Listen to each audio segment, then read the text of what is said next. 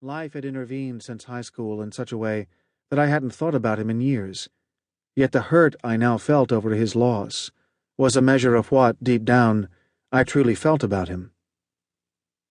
Since then, we've restored our friendship, at least to the degree possible over a long distance. Remarkably, it was the death in his family that proved to be the catalyst for that restoration, though obviously neither of us would have chosen the suffering. Suffering is the theme of this book, and it is one that I have been thinking about my whole life, though mine has been a happy life.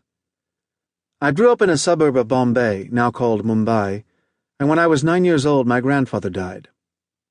I remembered my grandmother's expression as she returned from the hospital.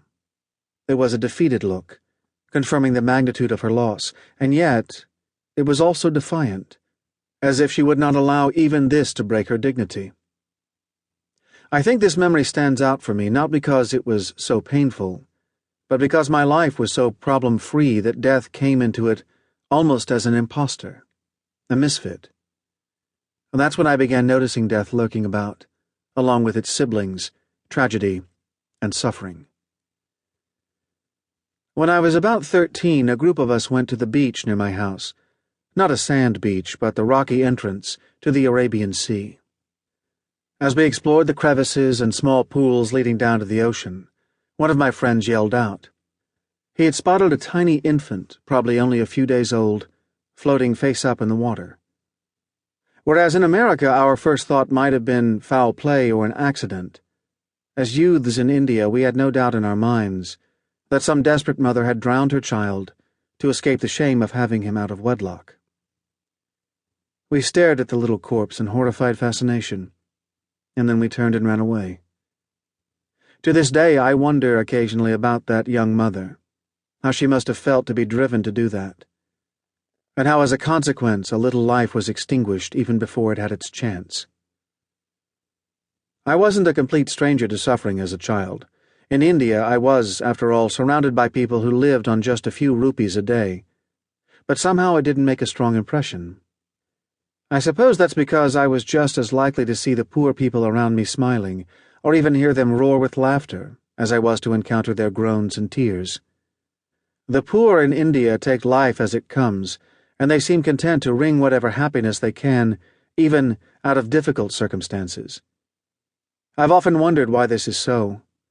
I think it's because when you have very little, you typically don't compare yourself to the rich, but to those around you, and you find that by this measure, there is not very much to complain about.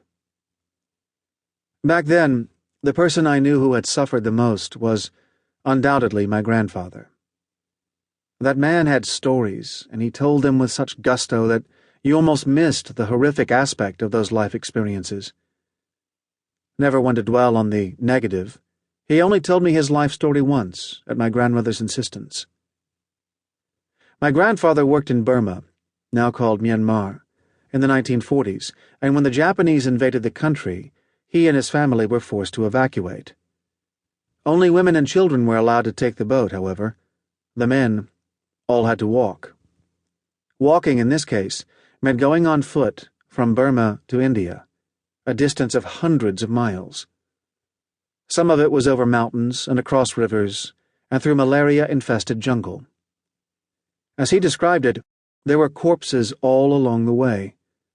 Sometimes the refugees would come upon a massive current, and some were not brave enough to attempt to cross it, so they would just stop and stay put and die.